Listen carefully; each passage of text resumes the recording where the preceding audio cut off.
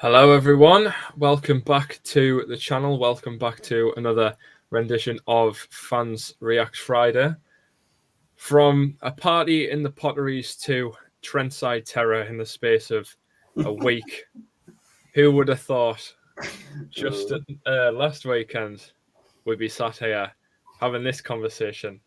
I am, of course, joined with Ben Carr. How you doing, mate? I'm not too bad, not too bad. Shame about the circumstances. Got a lot to talk through, but I'm Oh, well yes. otherwise. Yeah, not We've too bad, got mate. a lot to talk about. And, of course, joining on Fans Draft Friday for the first time in a while. Alex is back. How are you, mate? I'm all right, mate. Yeah. Obviously, like what Ben said, shit circumstances, but we battle on. It's football, that funny old saying, that funny old game. We might have a few more of the boys hopping in and out later in the stream. We'll just have to see how it goes. So, for those who have been living under the rock the last 24 hours, I'll just quickly go a little timeline of events to catch you up to speed. So, 10:45 in the morning yesterday, Stoke released a statement saying that Michael O'Neill has left his position as Stoke City manager. And last night, Alex Neil was immediately favourite to replace him in the job. 9 o'clock this morning, a press conference gets cancelled that was supposed to be taken by Alex Neil, looking towards tomorrow's game against Norwich. Even though he took training, he was at the Academy of Light this morning. The press conference was initially delayed until 2 p.m, but this is the important thing, that it was still with Alex Neil. But as the day went on, there was more speculation that Neil wasn't going to take it and that he's already been on the phone with representatives of the Potters. Sky Sports' Keith Downey reported in the afternoon that Alex Neil was on the way to Stoke and he was driving as he typed the tweet. Obviously, we thought that was to be a load of baloney, as James Hunter came out just minutes after saying that he was still at the Academy of Light. Kind of just calmed us all down for a minute. Just for what felt like not even an hour later, he put up with a new tweet saying that the deal was done and he's on his way to Stoke. Tom White has also been messaging fans telling them that this is in fact true, and the fact that we've only got however long it takes to get to Stoke until it is too late, which has left us with a case where Alex Neil to Stoke looks imminent, leaving everyone's favourite caretaker manager Mike Dodds in charge. In the space of just 13 hours, Stoke City managed to sack their manager on the back of us beating them in their own backyard, and nick were manager for the Troubles. So, Ben, I'll come to you first. Just where do you begin? Well, where do you begin? Obviously, there's never a boring day being a Sunderland fan, but I don't think any of us really expected this to happen. This week, never mind, maybe later on in January, maybe, but it's just absolutely baffling. I'm sure everyone is the same of how this whole situation's come around, really, sort of saying beforehand, it took us about 3 weeks when Johnson got sacked and all the talks going on, bring Neil in, and somehow Stoke have managed to wangle it in 13 hours to get him in. They've obviously given him what he wanted, whether it were money, whether it were being backed in the transfer market. But I do have to say, I don't agree with that at all. I think he has been backed. I think he's had a little bit of the reign with the players. I think it's one of them ones. Has the club brought in, everyone that he wanted? Probably not. I mean, would that have been possible anyway? I don't think there's any transfer window where any manager can say, I've gone out there and got every player that I want. They've got third, fourth choice, fifth choices in all different positions. So I think we just got to look at the contract that he was given, when he signed that 12-month rolling contract. whether there was a release clause in that for him to be allowed to talk to other clubs. It's a mess, really, but yeah. Anyway, I'll let someone else chip in because I've got a lot to say, but yeah, I'm sure we'll get onto a little bit more about it. But yeah, certainly for now, very confused and yeah. I don't think anyone really blames you for feeling like that. Gary, I'll come to you next. Just keeping on with what we've already said, it's just where really do we go from here, and how do you begin to fathom what's happened in the last 24 hours? It's bizarre. It really is. I can't make head and tail of it. I know us lads have had a bit of a chat on WhatsApp this afternoon, and everybody's trying to make sense of it. I mean, when it was mooted last night, I pretty much laughed it off, and I think it was Alex who came back and said, "You never know these days. Kind of don't be naive. Don't think that this couldn't happen." And he was absolutely right. I'm feeling pretty angry right now, and I'm feeling angry primarily with Neil. And I'll tell you why. Because he's been one of those managers who, and let me be straight up. I thought he was fantastic for us as a manager, and I was looking forward to him being with us for a long time and taking us back to the Premier League. I genuinely thought that was going to happen. Everything I've seen under Neil, most of it has been absolutely positive. And I thought it was absolutely the right fit, which is probably why it hurts so much today. But he has been saying, repeatedly, the fans need to stick with us. It's going to be a long, hard season. We need your backing. We need your support. Be loyal. And he's been making lots of positive noises about the players. What a great group I've got. And they're fighting hard for each other. And they're working effectively as a team. And he's been making all these noises about teamwork, about pulling together as a club and a supporter, fan base, etc. If you're asking for loyalty and you're asking for hard work and digging in, and he questioned Nathan Broadhead a couple of weeks ago in terms of that lad's mental attitude, and yet it feels as though the first lass who's walked past and flashed her knickers at him, he's gone off running. He's been easily impressed. I mean, pardon the French, but fucking hell, this is Stoke City. It is, yeah, absolutely. The only thing I can relate it to, lads, is when Gabbiadini went in '91 to Crystal Palace. Crystal Palace had just got money in from Arsenal for Ian Wright, and they immediately went out and spent 1.9 million on Gabbiadini. It's like, fucking, it's Crystal Palace. What? How can we let our top player go to Crystal Palace, and then you have to accept money talks, and he's only one player in a team, and it's not the end of the world or whatever. This feels like it feels it. At some point, there'll be recriminations in the club, and you've got to look at what's gone on today. How hard did we try and keep him? What kind of arguments and mistrust and bad feeling might there have been that's led up to today? I don't know. But primarily, I feel as though Neil should give us an explanation. He's under no obligation to do so. And if people say, well, he's securing a move because of his family, length of contract, and it's to do with money, and it's to do with where he'll be living, because I understand his family is still in the Northwest. Fine, come clean about it. But this has completely come out of the blue.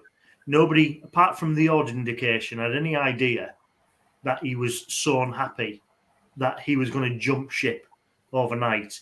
And by the way, if he's talking about needing more players, he's got us at fifth. He's got us fifth in the league after 5 games. And by the way, looking very, very good. So that pundits are saying Sunderland are an outside chance for the playoffs. They're looking like a top 10 team.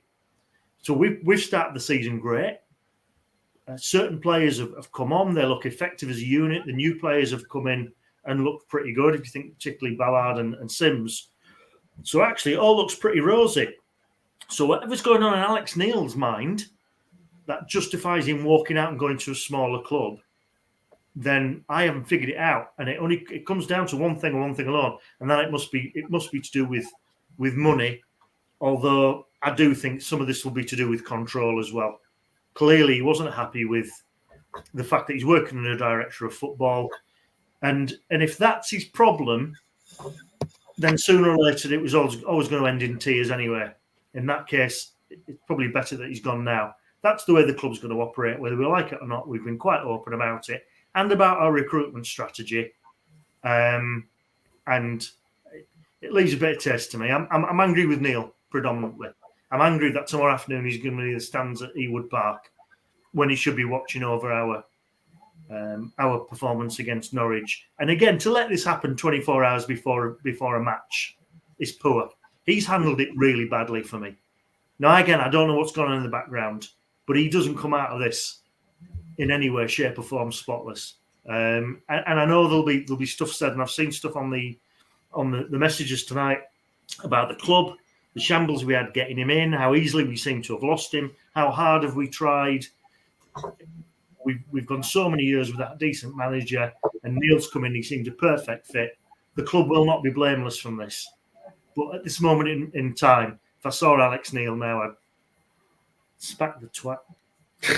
Honest, because he's let us down, and I really feel he's led us up the garden path in terms of the noises he's been making about loyalty and all the rest of it. So stuff him. The club will move on. The club's bigger than Alex Neil. I hope Stoke get relegated. That's the spirit. And yeah, stuff him. I thought he was a perfect fit for Sunderland. I really, really did. Yeah. I thought he got us, and he clearly didn't, because otherwise he wouldn't have walked away to what is a lesser job. Whatever promises he's got there, by the way, they haven't got any money to spend. It can only be that the pay packet he's got and the control he's got within the club. Well, that says more about his ego than it does about anything else to me. So there you go. I'm gonna have a strop, and I'm gonna have a moan, and I'm gonna be angry with him for quite some time. It's all right. Get it all out. Don't worry. I've got to get it all out. Therapy is what I need. All right. And I just all I hope for, lads, is let's not have another protracted recruitment process where they've got to go through 3 interviews or whatever. Let's get somebody in, and Sean Dyche would be the early favourite in my mind. Somebody who's, to me, a safe pair of hands and is big enough for the job itself. But let's make it happen. Let's move on from Alex Neil. Well, I don't think you're the only person in the world who has those exact thoughts. I'd imagine there's a lot of people who are angry with him, with the club, however it went. Alex, just before I come to you, I'm going to say something that we did talk about in the group chat. If you see the recording of the playoff final, when on the balcony for the trophy, they do blank each other. Obviously, none of us really thought much of it.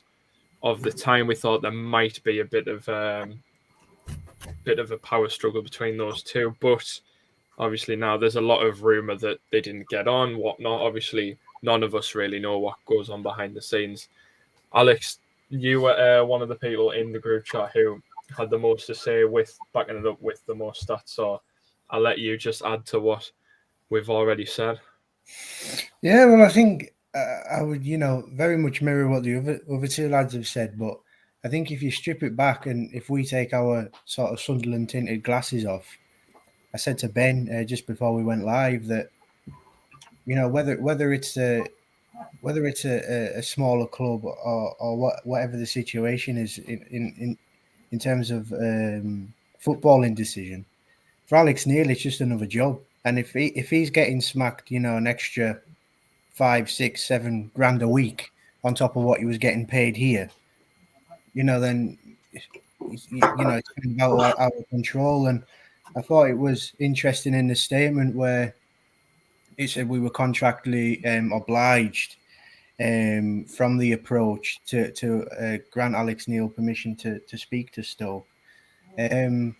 So he's clearly not stupid. The 12-month rolling contract that he agreed to, I believe it was him who wanted that arrangement, and I believe he had a similar one at Preston, because essentially it's risk-free. He could bail out whenever he wished, and this is the proof's in the pudding. He's gone to Stoke City, and like I say, from a logical footballing perspective, I think like, well, what is there at Stoke that, you know, it's for one thing, Staffordshire, like, don't disrespect anybody, but it's like it's a bit of a shithole. And you know, it's the only thing I can think of is they've paid for him to have a hair transplant and they're putting him through a pottery course. But that's all I can think of. Otherwise, you know, why else would you want to go? But the thing is, and you know, I think it's a very emotional time. But and I think that, you know, I've digested it already. You know, I'm kind of over him now. It's sad. Like, you look back at the memories of Wembley and Sheffield Wednesday playoffs and that, and it's brilliant. But like, at the end of the day, he's just a bald Scottish bloke that played some decent football. We'll get someone in who you know can take a club forward, and I'd much rather have somebody here who believes in the strategy and believes in the club's philosophy and really, you know, believes that they can take it forward, opposed to having, you know, friction and power trip. But you know, I think the players were really keen on him, so it'll be interesting to see how they react tomorrow. Hopefully they don't have, you know, tails between legs and they're feeling sorry for themselves. You know, they're playing for the badge first and foremost, not for Alex Neil. So hopefully there's no effect there, and we'll give it our best go. But the club's they've got to act quickly. He doesn't want to be here. He's gone, allegedly. So we'll see who we bring in. Yeah, that's the thing. Obviously, it isn't confirmed as of yet. It could happen halfway through the stream. It could happen tomorrow. We'll just have to see how time folds out. A quick look in the live chat to see who is joining our group therapy session, as it's going to turn out to be. David Joblin is here. Trevor Warren, Alan Southern, Liam, Ben Carr in the chat and on the screen. He's just so versatile. Peter Harvey, Facebook user go on Sunderland 2-0 win on Saturday. Well, I'm pretty sure that has to be Mr. Dave the Rave. Yeah. It has to be Dave the Rave. Alan Robinson says that's what happens when you have an owner who won't back the manager by a proper contract and quality players. Obviously, we have discussed it already. I think, and we've spoke about all day really off camera, that I think it's not an unpopular opinion to say that he has been backed. We've brought in a few kind of good players. Well, in my personal opinion, anyways, we've brought in some new defenders. Obviously, Ballard has gone injured, but he is still, in my opinion, a clever bit of business. Obviously, we've brought in Ellis Sims. We brought in Elise. We've renewed some contracts as well. We've obviously signed Clark on a permanent.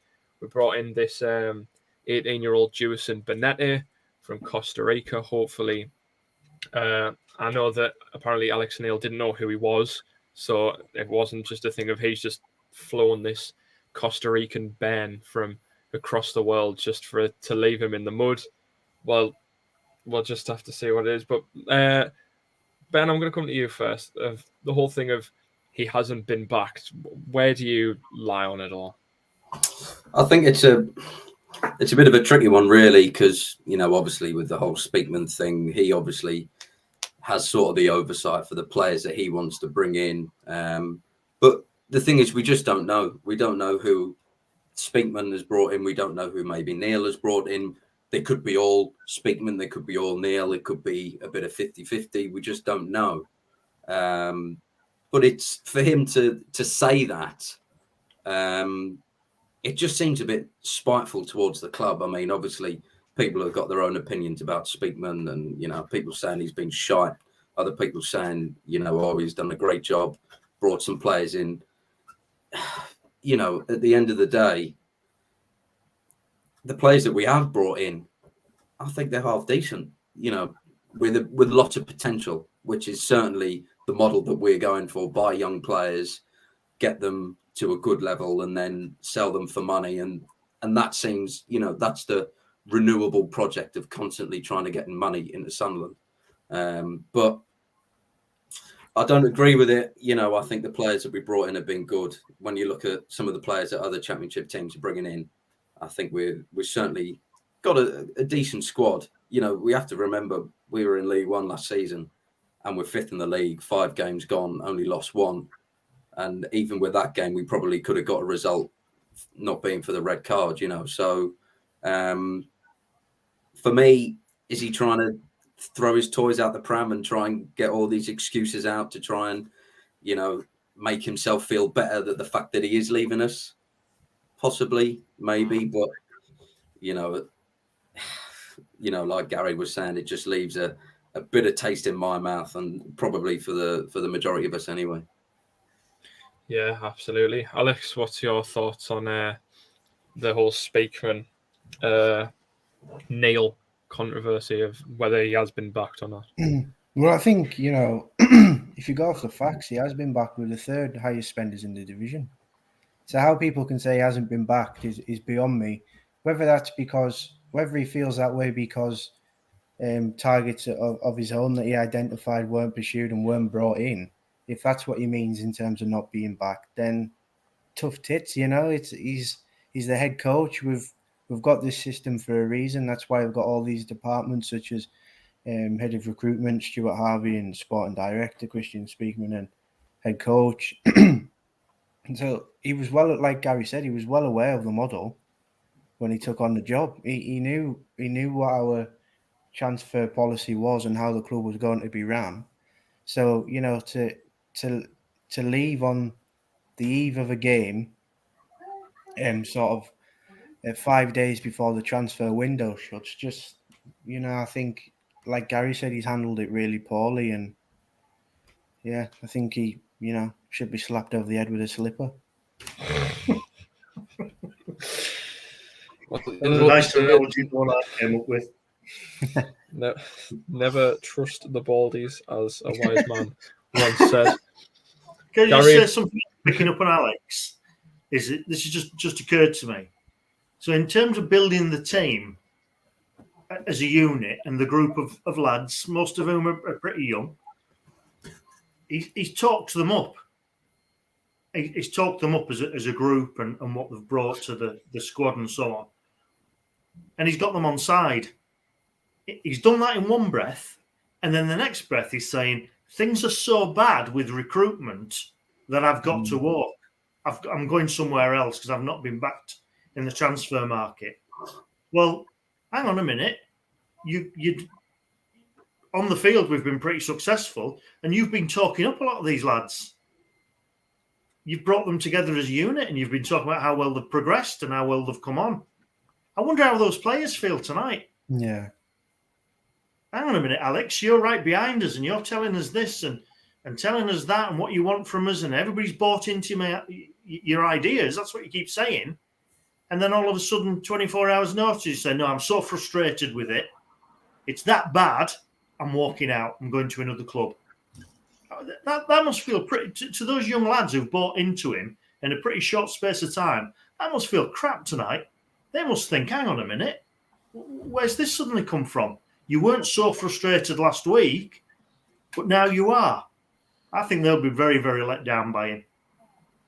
No, absolutely. I think no matter how you look at it, it's just the fact is he has left us in a dire situation. As a wild Matthew Lee has just appeared on your screens. Well, chuck you in the deep end. The whole I haven't been backed card that Alex Neil has been using. Matthew, what's your thoughts on it all?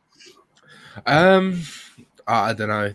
Honestly, this is the first time really I'm a little bit lost for words. You know, being a Sunderland fan, you think there's nothing more that actually could surprise you. You know, you think you've been surprised enough, but it's happened again. You know, we've just been shocked. You know, Stoke, strange choice. Listen. It could be a mixture. It could be a mixture of different things. I mean, with being backed, I mean, you look at the signings that we've made. The only real it's a tough one. It's a tough one to say with the money that we've spent. How can I ask a question? Apart from, well, actually, to be fair, have we signed an experienced Championship player this window? Have we signed like an experienced player to play in midfield? Have we signed an experienced player to to run down the wing for us? Have we signed an experienced centre back? Have we signed an experienced keeper? No, none of that.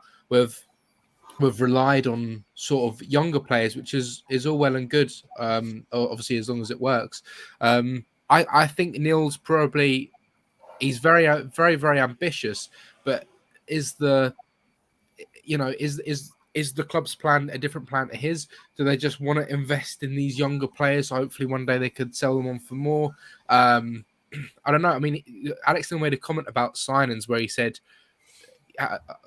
He was asked a question. He knocking on the door for more signings, and he says, "Well, I've already knocked that door down. There's no more. There's no door left." So I think that he probably sees that.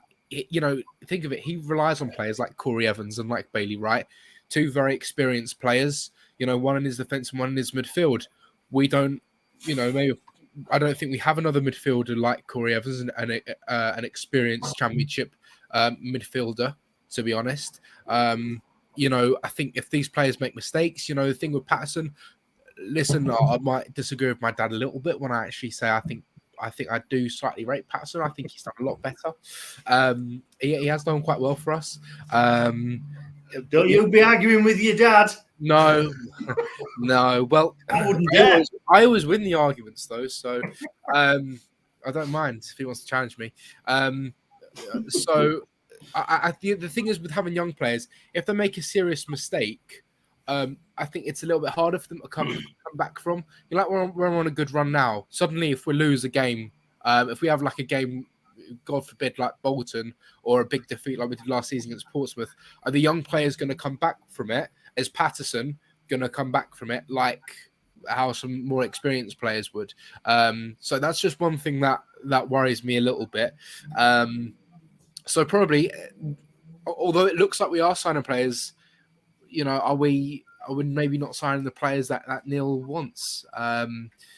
So it's very very tough, and I've been extremely furious, frustrated, everything today, because just I feel like finally we have someone at Sunderland Football Club who's who really fits into this club, and I think whatever it takes to keep them, we should have done that. And whatever Stoke are offering, because it doesn't. I know I've gone off on a tangent here, listen, but I'm just venting while it's still in my head. Why it doesn't make sense why you'd want to go to Stoke City. I mean, I don't know if anyone was at the Bet365 stadium last Saturday. Me and Dom were. Honestly, the only thing I was thinking most of the time, and all due respect to Stoke City, but what I'm going to say sounds quite disrespectful, is I'm so glad that our home games at Stadium are not like their home games. I've never seen anything just more depressing than a completely sort of empty stadium with a small section of fans singing. I just thought this club is just I want absolute I don't know why anyone would want anything to do with it. You know what I mean? Apart from money. So either Alex Neil really wants to be the Stoke City manager, or he's going for something that money. But if Sunderland aren't offering what Stoke are offering, then I've got no idea. I'm just so confused by it all, to be honest. But yeah, I don't know. There's something more to it. It doesn't really explain it. I don't know. I don't really have an answer really. There's just quite a lot of things, but I don't know. I think it was the hair transplant that sealed it, me personally. Probably quite right. Money talks. It makes the world go around, as the old saying goes. Trevor Warren says, "Chin up, boys. We'll be fine for some great young players." Well, hopefully he is in fact right. What do you think? Be sure to get involved in the chat below, and if you like what you've seen from our tangent so far, be sure to leave a thumbs up on the stream and be sure to subscribe. Back onto the depressing stuff. It's a fun night, boys. It's a fun night. The next boss odds is what I wanted to get on the next, because obviously it's not confirmed yet, as we've already stated, unless it's been confirmed in the last few minutes. The next person in line for the Sunderland hot seat, Sean. This is according to Odds Checker, which is obviously a very reliable source. Sean Dyche is currently favourite with 4-1 odds. Ole Gunnar Solskjaer is 10-1 as second favourite. I don't know where that's come from. And a lot of people are on 12-1 here, just some of the names. You've got Grant McCann, Darren Ferguson, obviously Roy Keane, and Tony Mowbray. And somehow Joey Barton 16-1 crept into this list, and that if that tells you that some people just don't know their journalism, that's all you need to say. That is absolutely mind-boggling. Alex, I'll come to you first. Who would you want? Firstly, who do you realistically see coming through the door, and who would you like to see us bring in? Michael O'Neill. Out of those in the betting odds you just ran, I don't think it would be any of them. I know Gary said he would like Sean Dyche. I wouldn't personally. I don't think he fits what we're trying to do as a football club. I think, just for his voice alone, I don't think I could cope with it. When he goes to the chippy, apparently he orders one large brick and a portion of gravel. So he's not for me. But in terms of realistic candidates, I was having a bit of a ratch around before, and I've convinced myself that it should be Liam Manning at MK Dons. I had a look through some of his background, and he's been part of that City group most of his career until he did go to MK Dons.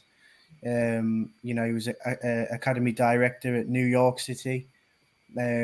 He's a young chap himself in terms of a football coach. He's 37. And I think he's got sort of a track record of working with young players, which is obviously the route we're going down. So I like the sound of him. I know we were interested in Patrick Kisnorbo at Melbourne City. Before we appointed Alex Neil, I believe he was interviewed as well. He wouldn't be a bad shout again. He's in that sort of up and coming frame. But I think, whoever we do go for has to fit the regime. There's no point papering cracks. I know people have mentioned Neil Warnock. I said to Ben before, I think that would be a good short-term option, but it doesn't really fit what we're looking to do. If you think that the club's whole strategy at the minute is to, pick out value and develop it and sell on for even more value, Neil Warnock at the spearhead of that probably doesn't make sense. In terms of sort of a younger coach, I say younger actually, don't know how old he is, but similar to Neil in a sense of that pragmatic kind of approach would be Darren Moore at Sheffield Wednesday. I don't think that would be a bad one. I see Matthews rolling his eyes there, but I think that would. I thought that would be a decent shout. And I think Ben mentioned Russell Martin. That would be a good one as well. But we need to stay away from these dinosaurs, I think, and the fossils. No, obviously everyone's entitled to their own different opinion on who they want to come through the door. Obviously, like you say, people like Warnock don't really fit the mold. It is really, the more painful you look at it, is Alex Neil has really made it his own team. It's not going to be exactly easy for someone just to walk in and make it their own. Gary, what are your thoughts? Yeah, I've already sort of put out that Sean Dyche, if I thought he would come, would be ideal. And I say that predominantly not just because of his record, but because I like him as a man. I've heard various things. I think he's an intelligent bloke. I think he speaks well. And when I say speaks well, obviously I don't mean his voice. I mean the things he's got to say. And I think he's maybe a little bit like Allardyce, and that I think he's underrated, and people will talk about the type of football. But as we know from having Allardyce, he's very pragmatic. He won't try and play fancy football if he hasn't got the players to do it. He'll work out ways to get results. And I think Dyche was great at that. Nobody expected Dyche to be sacked from Burnley. A great job. He's still out of work. I think he'd relish coming to a big club. He'd see the possibilities. and I would have him in a heartbeat if he's out there and there's even a vague chance that Sean Dyche would come to Sunderland. I'd bite his hand off now. Get him in, no messing. I do think Liam Manning's a good shout. I look at guys coming through like Kieran McKenna at Ipswich, and I've no doubt there'll be lots of managers we've never even heard of, or potential managers.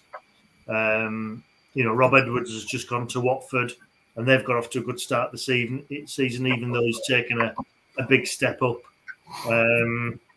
in terms of quality and size of club. I wouldn't be against that kind of approach.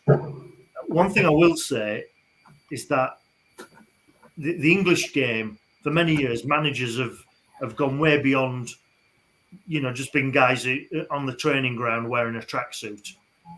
They've done the transfers. They've been fundamental in the running of the club. That goes probably back to the 50s, at least. And I think we've got to accept that actually the model where managers turn around at some clubs very quickly is the kind of the way it's going. If you look at something like Brentford, for example, they've been through 2 or 3 managers very quickly. Thomas Frank's doing a great job there. Obviously Watford have taken it to another extreme. But managers are dispensable in the same way as players are. And as much as I loved having Alex Neil at our club, I think I also accept that managers will come and go fairly quickly if it's not working out. And it could be we get a young upcoming coach who we have for a season, and then he might move on again really quickly. These things can happen. Most of all, it's got to be somebody who's comfortable with the club's transfer policy, the way it works in terms of having a director of football, but also is big enough for the club. And when I say that, I mean a big enough personality. Somebody who matches up to the expectations and isn't diminished by it. Somebody like Parkinson, it just wasn't good. He wasn't big enough for the club. He didn't have the mentality for the club. He wasn't brash. He wasn't outgoing. I think the club put him under too much pressure. I think he was found out for being, in some respects, quite a small-minded, introverted person. It's got to be somebody with a bit of ambition, somebody who can talk a good job and follow it through as well. So yeah, ultimately, Speakman has always said that, as well as having a plan for recruiting players, he's got a plan in terms of succession planning for the management team, and if needs be, he can go out and recruit quickly. Well, that failed last time. It was an absolute joke, and we were pretty lucky to have got Neil, and the 2 have got up at the end of the season. That worked out well. Let's just hope he's learnt lessons from last time, and we get somebody in quickly. Somebody will restore belief into those players. Who'll take the new lads who come in and form a unit so that we can consolidate this season, develop the young players we've got, and push on from there. Because at this moment in time, I'm just thinking about the club for a second. I'm kind of frightened by the impact of losing Neil, the impact on that group, and the impact on the club overall. And I know I can be really negative about predicting results. I can't see anything other than Norwich win tomorrow. I really think that. I think the team will be knocked back by this, and I think it'll upset the apple cart. And the thought of Mike Dodds in charge of the team again after the Campbell score at Cheltenham, home to Doncaster, doesn't fill me full of hope at all. So get Dyche in, or somebody young, ambitious, and who's up for the job. Maybe Speakman had his eyes on for a while if things haven't been well with Neil. But just make it happen quickly. Let's move on from Neil. He's let us down. Yeah, well, like you say, the domino effect of Neil potentially leaving the club could have a big impact. A lot of people have been saying that we're going to lose Stewart because of this, especially with Rangers getting Champions League qualification. Obviously, they were interested in earlier in the window. Apparently, another one is Pritchard that we could potentially lose. Matthew? Well, I just hope we win the women's game tomorrow. You know what I mean? No, listen. I don't know what to say. Honestly, I really don't know. I haven't thought about the managers that are available. Haven't had anything. I've just been really shocked. I am really, obviously, of course, really disappointed. You know, I don't know. I don't know who to blame. Speakman. Let's blame Speakman. Why not? I honestly, Dom, I have no idea. I'm absolutely speechless. I really don't know what to say. I think this is the first time I've ever seen you speechless, to be honest. There's nothing much to say. I'm honestly for years, right? For years, I have waited for a manager to come into Sunderland and not be an idiot, right? All of them are complete idiots, and this is the only person that we've seen who actually knows what to do, and he did it. He got us promoted out of League One, and we're playing in games now in the Championship, and we're looking like a team that's actually quite decent, that we could actually push on and do quite well in this league. Like the performance against Stoke. We played Stoke last Saturday. It was only after the game when Alex Neil came over and was punching the air with the Sunderland fans. That was a performance that it was just sheer determination. There were injured players out there. There were tired players out there. And they still managed to win the game. And it was just like we have a team that actually can be successful, and to lose like the leader of that to Stoke, it's just honestly I don't know what to say. I'm absolutely devastated. I really am devastated, and I don't know. Like we woke up this morning thinking, well, Alex Neil's waiting for his press conference. We've got a game tomorrow, whatever. We've had it before when some of our players have been linked with other clubs and whatever. It's not much, and all of a sudden he's off to Stoke, and it's it is genuinely upsetting because as remember, Dom, Wembley last season, that was one of the best feelings I've ever had, really, and thinking we're going to push on now and be a really good club and live up to our potential. So yeah, it's hard to know where we go from here. I've seen a lot of comments, people saying like Big Sam and whoever, like Bielsa. I mean, like people, we've honestly got to get real here. If we can't match Stoke City's deal for Alex Neil, we are never, ever, ever going to bring in the likes of Big Sam, Bielsa, anyone good, like really good. That's just not going to happen.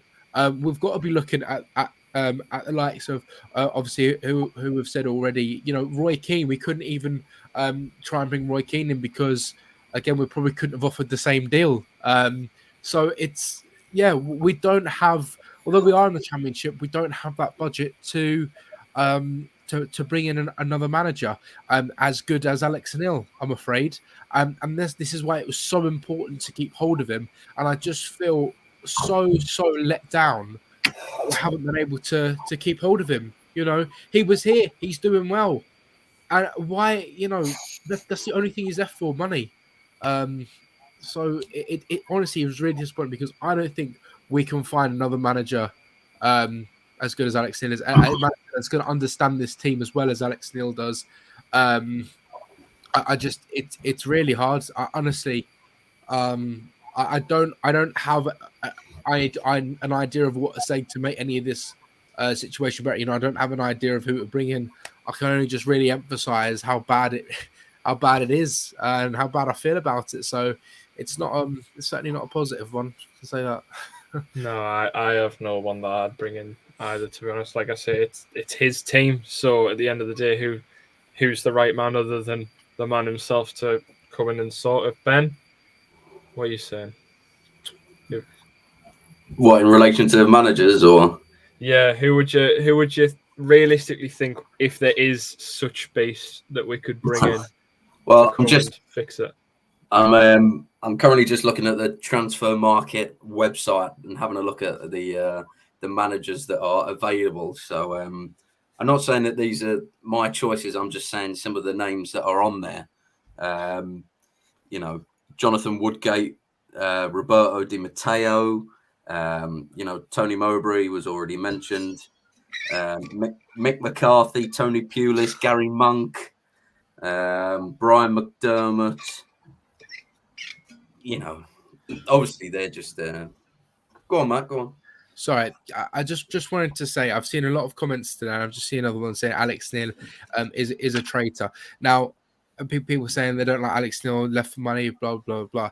Listen, I ask a question to the 153 people watching this stream. I ask a question to everyone, all of you on this stream. If any walk of life, if you're in any job, right, and another company come and says to you, we're going to offer you double your money to do the same job, but just for another company, you'd be mad to say no. And you've got to remember as well that these people don't love our club as much as we do, right?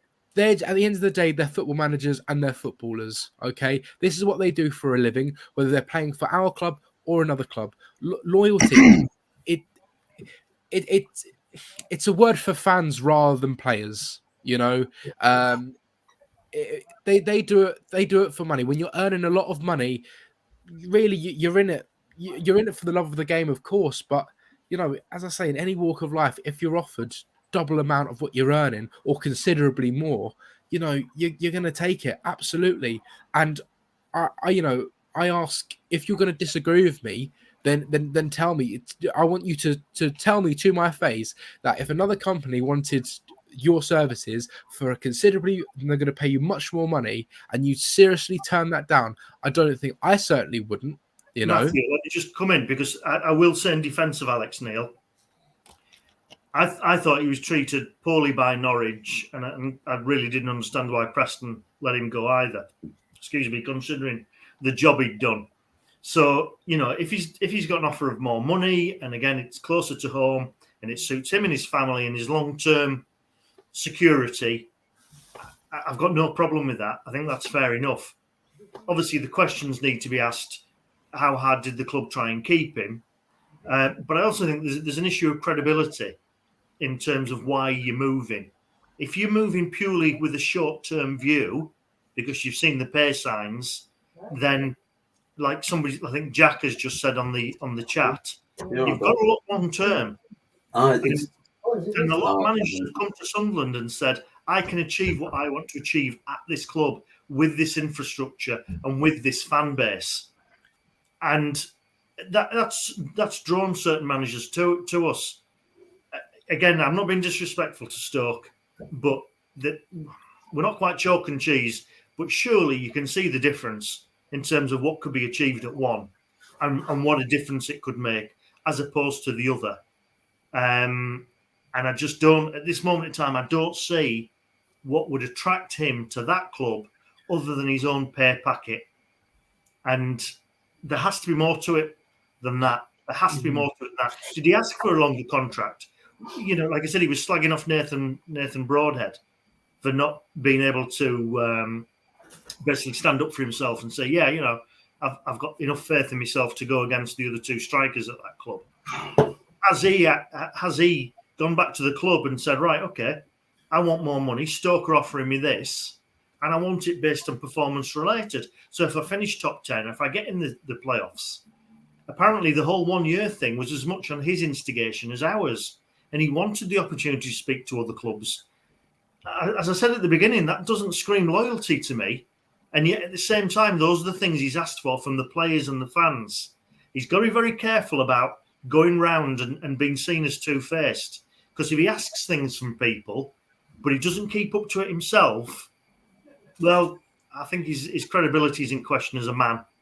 And I think people will see through that. And within the game, he'll lose trust of people.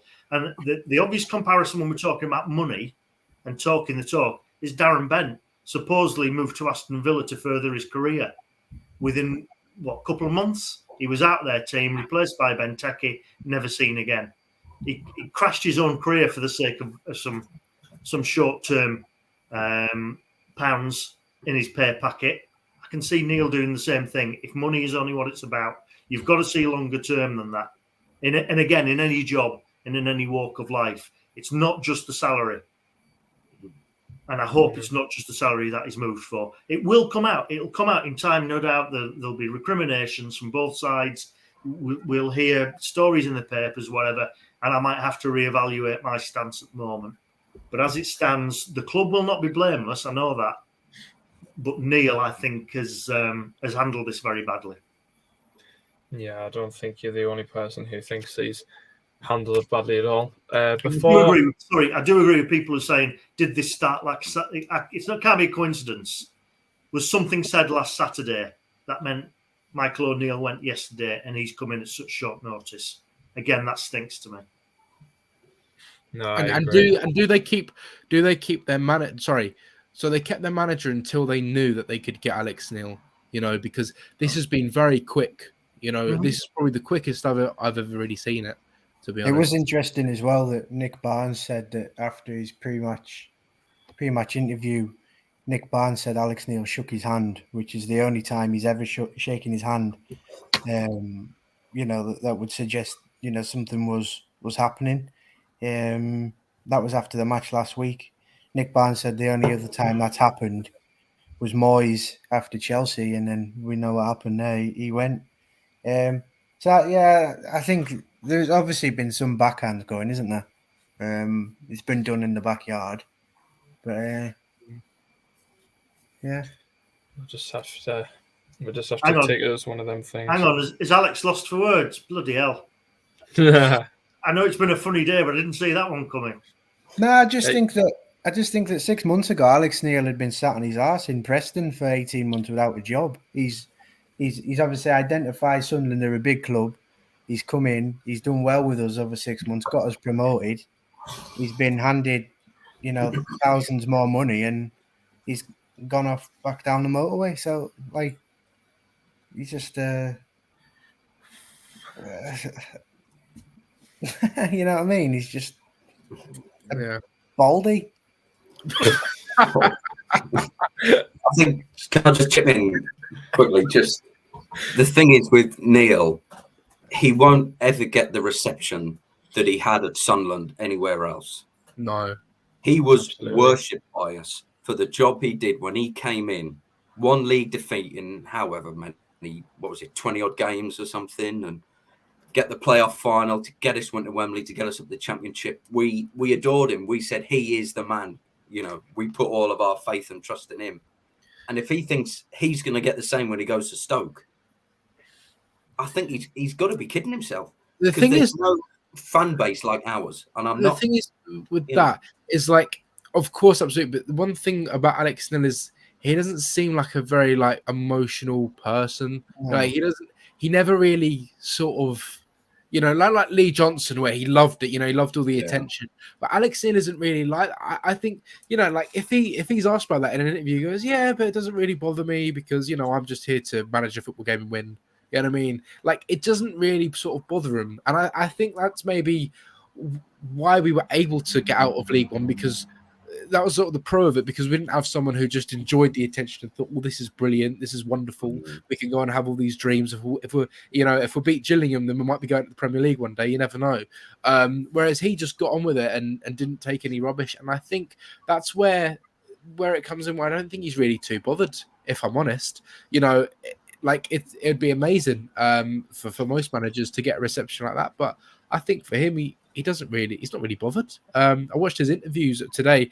A lot of them today, when he was at Norwich, he was asked about the atmosphere in stadiums. Does it affect him? Does it affect the players? No, it doesn't. He doesn't really. He doesn't. I don't know. He doesn't even when we won. So I was going to say, at the same time, Matthew, this is a man who when before we played Sheffield Wednesday, and he talked about nerves and a big crowd and all the rest of it. Telling the players, this is what you're in the game for. You're in the game for those big moments and the atmosphere and all the rest of it. So again, I'm questioning the man and how much of it was cliches, how much of it was bullshit, because he's not walked the walk, he's just talked the talk. Yeah, I reckon that's just words to the players, really. But for him, I think when he sees that the fans at the stadium, so he think, well, that's not even for me, that's just for the players and whatever. Even when we won at Wembley, after the game celebrations, he sort of like came around, obviously big smile on his face, sort of giving it a clap here and there, but you know, it wasn't. You know, I didn't really feel he was. Maybe that's just him as a person, but as I say, I don't really think that's going to be something that really bothers him. So it's something that's quite. There's nothing much we can do about that, but it probably explains that. Because I mean, for me, if I was a manager at Stoke, I'd go out and see that crowd and I think, good God. But anyway, If I was manager of Stoke, I'd leave because I have sense. Before we get into anything else, sorry, Dom. Just let me say this because, to be fair, if I was a Stoke fan watching this or watching some of the comments today on Twitter, I'd be feeling pretty sore about our disrespect towards them. Stoke have kind of been comparable to Sunderland for many years in terms of league position and lack of success. I think they won the League Cup in the early 70s. They had a few spells in the top league. They had a fairly successful stint under Tony Pulis. They went down to the third level for a sustained period. In terms of league position and possibly in terms of standing in the game, there might not look like there's too much difference between the clubs. So, you know, we think about passion, we think about fan base, etc. We see ourselves as being bigger than Stoke. They'll argue differently. And, you know, I've got, you know, begrudging respect for them as a club. But you only have to see the comments made, just in case anybody does come back to us on that. Just look at the comments today on social media from fans all around the country. West Ham fans, Palace fans, Mags, even Leeds fans. Nobody can quite work it out. Nobody can understand why that move at this time doesn't make any sense. And I think that's quite telling in terms of the trajectory of the two clubs. So, yeah, we're talking Stoke down a little bit, but I think people just don't understand at this moment in time why you would make that change. I think like obviously, well, I might tomorrow in the next few days realize, maybe I shouldn't have said that. Honestly, if Stoke fans are watching, we're very sorry. Today's just been one of the most infuriating days probably in our club's history in probably more recent times. So apologies. Yeah, I just think they're okay. They're a decent club. Yeah, and they deserve a degree of respect. But we're just all shocked by it, aren't we? Pretty pointless club, aren't they? Really? They're not right, they're his words, right? Yeah, but I think it's the timing that's the most baffling thing. When you think 6 days left of the transfer window, if it had left a week after the transfer window and said, "I didn't get back, I didn't get the players that I wanted to bring in," then we thought, actually, fair enough, whatever. But with 6 days to go, you know, obviously there's been a lot of stuff on Twitter over the past few days of who we're linked with, who we're going to bring in, and you know, the timing is just absolutely baffling. Something's really not right, is there? Like something's really, like, as I say, there's definitely more to it. You know, if you want to get out of football club, you see it out to the rest of the season. I think that's the right thing to do. You know, you don't leave in the 6 days after the transfer window. You don't.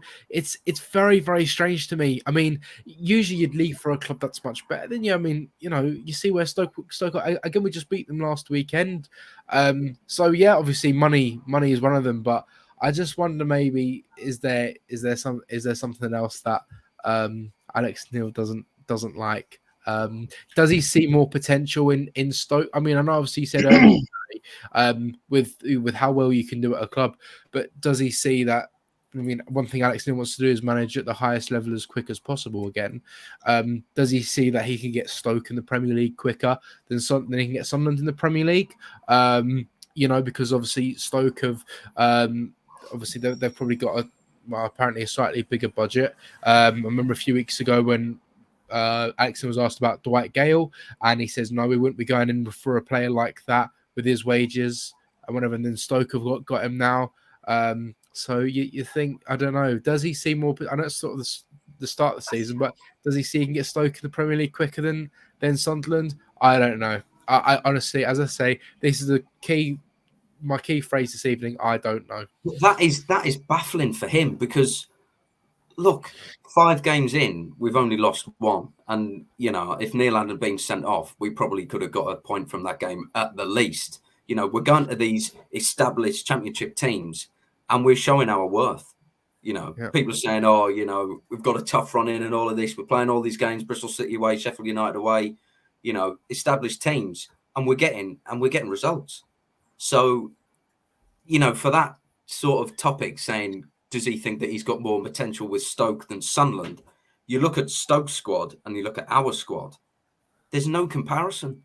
There is, honestly, for me, there's absolutely nothing. They might have Football Manager wonder kid Liam Delap on a loan from City, right?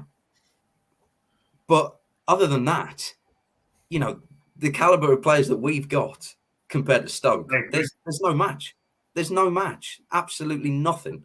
And to think that if he thinks that he can do a better job there with them and get them to the Premier League, then, at the final day, if they get promoted, then fair enough. But otherwise, it's just, his credibility, man. And, if it's for the money, then, fair enough. But it shouldn't be. But that's just life, isn't it?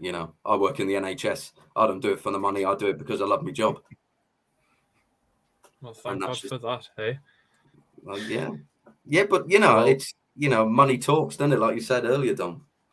Yeah, it does. I'll quickly, before we wrap up, because obviously we're going to talk about Norwich, I'll just read this quick thing from... Oh, sorry, go on, you read it. I'm talking too much, sorry. No, don't say that about yourself. Our good friend Michael Bowers gave us a little bit of comment from him. This will be the last thing we talk about. Neil, I promise. For me, Alex Neil deserves criticism for leaving. Whether Speakman, etc., could have sorted his contract out depends on whether he or Neil insisted on the rolling contract. But Neil leaving this morning just over 24 hours before the toughest home game so far this season really doesn't sit well with me. Either way, hopefully the next appointment is a good one, which segues us quickly on to, obviously, tomorrow's 12:30 kickoff game against Norwich City, who has obviously not had the greatest of starts to the season. They're in a bit of free fall, but now that we haven't got the high ground, per se, if this Neil appointment still goes through. I'll just quickly ask every one of you, keep it short, keep it sweet. Matthew, start with you. How do you see tomorrow going? Well, I think, is it going to be Proctor and Dodds on the touchline? Probably. Probably 3-1 to Norwich. Well, when you think about true. True. I mean, true. You is. put that absolutely useless human being, Dodds, in the dressing room on his own. God knows what he'll do. Honestly, them two in charge, right, of us. We lost to bottom of the table Doncaster. Seriously, I think 3-1 to Norwich is good. I think we'd come out. That would be a good scoreline for us. I've seen a lot of 4-0s to the Canaries being flown about on social media. When you think about who we could potentially have in the dugout, it doesn't seem pretty reading. Ben, what are you saying? Well, look, at the end of the day, there's going to be 11 players on that pitch tomorrow, and we need to get behind them. There's still a lot of football to be played this season, regardless of who we have in charge or not. We're Sunderland fans. We back whoever's in charge, whoever's on the pitch, and we'll give it our all to support them. So, we've had a very, very negative stream. So, I always like to try and be a bit positive. The players should be playing for the badge more than they should be the manager for anything. So I think we could go there. I'm going to say 2-1 Sunderland. Well, one of us had to be confident. I'm glad that, every club, they say, you just have to, no matter how hard it is, you have to Exactly. scrape for positives. So, Gary? Oh, yeah, now we come from me to Gary. So we go from one to the spectrum right down. I just had to, the universe balances out, with Ben. Gary, you know what I mean? I'm still getting over Ben's little cliche fest that he had just then. Where we get behind the team, doesn't matter who's in charge. And I'm only joking. Somebody's got to do it. Yeah, is it not true, Gary? It's true. Yeah, so that's tomorrow. That's for tomorrow. That you can say that at about 11:30 tomorrow, and I'm listening. But right now, no. Neil, this is Neil's team. it's got Neil's personality all over it. I do think the players will feel let down. I think they'll be shocked, and I think they'll struggle against a team who's got Premier League players. While I would have quite fancied us if he was, still around, I can only see a home defeat, and 3-1 was my forecast as well. I honestly believe we will lose tomorrow. The other thing worth mentioning, I don't want to get too far ahead, Dom, but we've then got another game on Wednesday night, haven't we? And there's a bank holiday in between, which will inevitably affect the possibilities of getting somebody in beforehand. Please God, we don't go through what we went through in January, February time, where matches come and go. Even if the Rotherham game comes and we haven't got anybody in, the Middlesbrough match is on Monday night, and that should give them adequate time. They've got to get somebody in. We can't go sleepwalking like we did under those two last time. The other thing I was going to say, lads, is last two transfer windows have resulted in some kind of fallout and managers leaving. We could have this all to do again in January at the rate we're going. Well, let's hope not, and let's hope we've learned from our mistakes in seasons prior. Alex, are you going to be our ray of sunshine and positivity like Ben? Yeah, well, I've just seen Alan Nixon has said that Martin Canning is likely to take the game tomorrow. Alex Neil's assistant. So you'd imagine the team's already picked. Same tactics. I don't know. I think more than anything, it's going to be attitude, how the players respond to this. Like I said before, I just hope they don't feel sorry for themselves. But if I'm being honest, I can't see anything other than 7-0 Norwich. Oh, dear.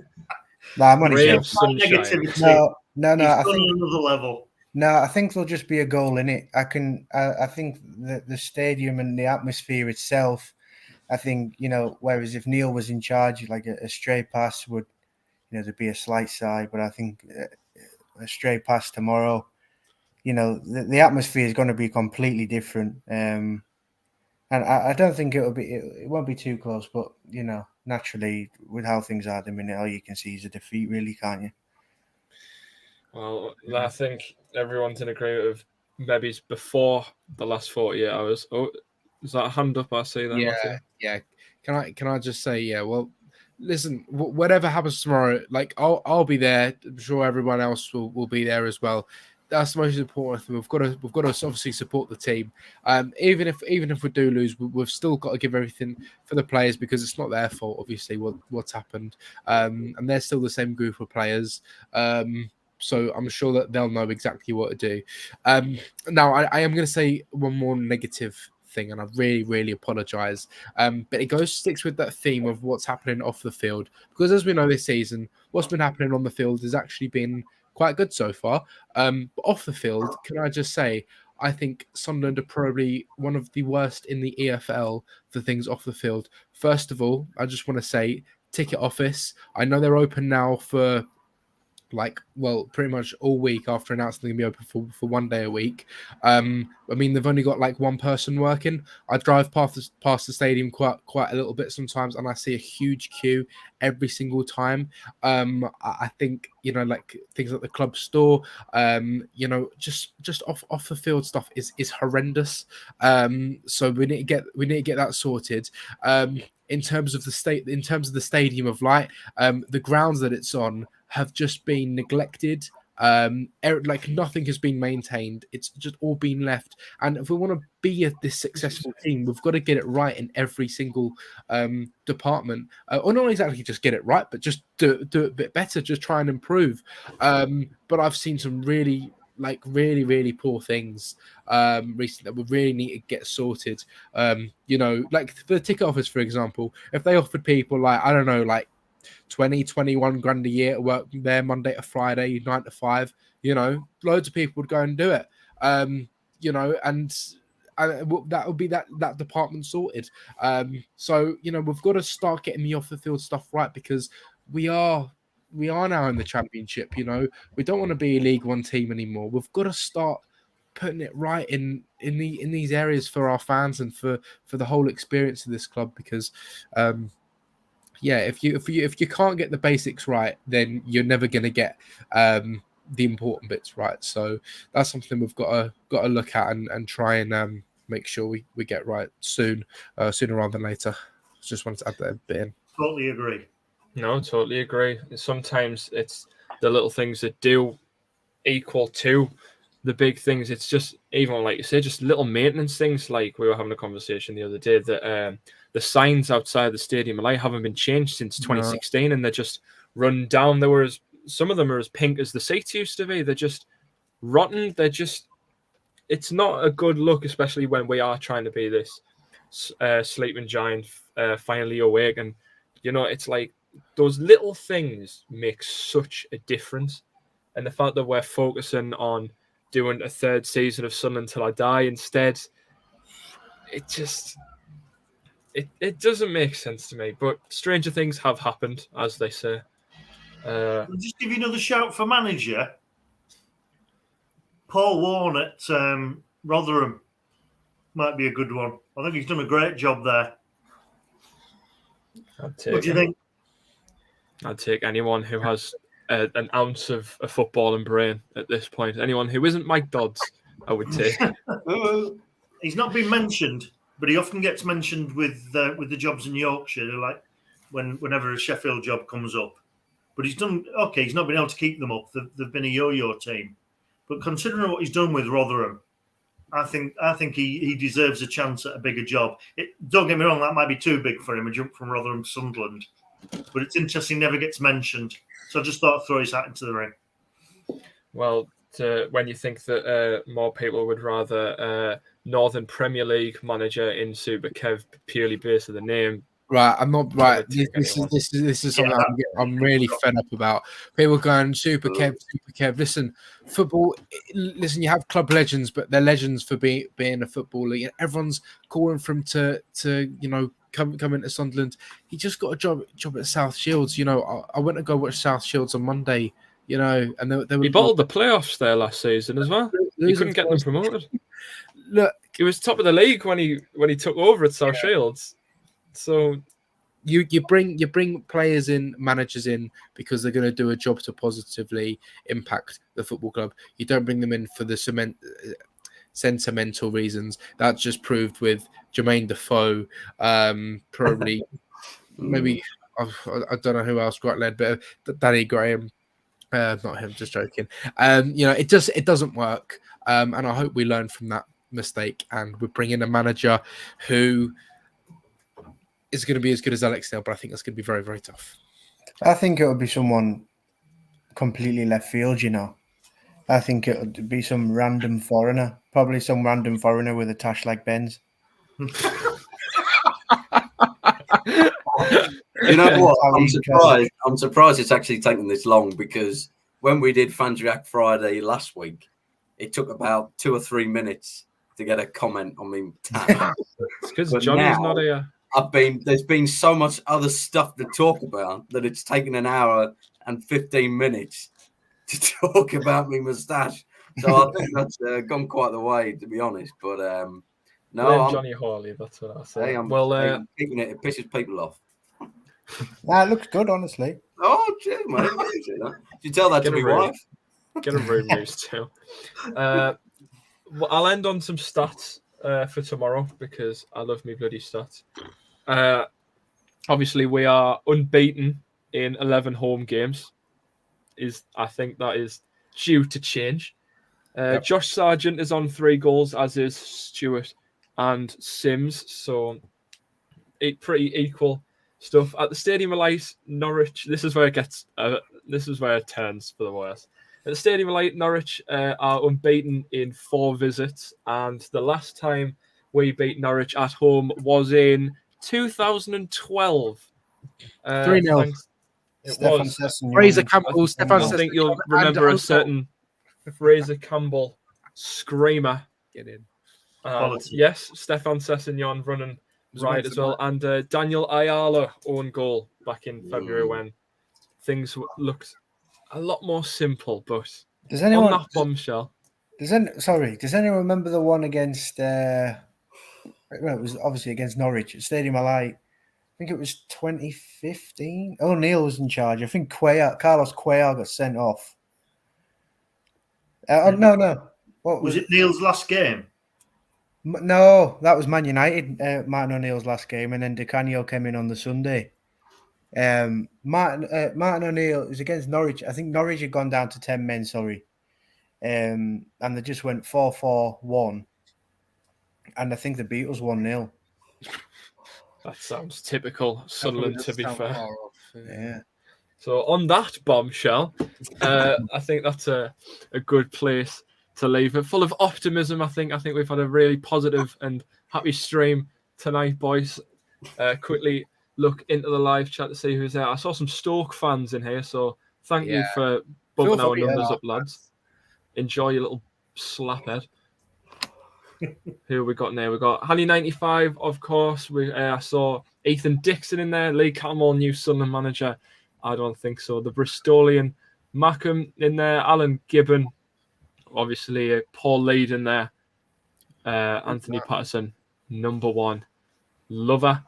Wush Change in there. Stuart Dyer. DJ Sizzler. Sean Middleton was in the house earlier, and I'm pretty sure we peaked at 185 viewers. So thank you everyone who came down to watch the stream. I'm pretty sure everyone's going to now go over to Roker Report in about 10 minutes because no doubt they'll have something interesting to say. What you say?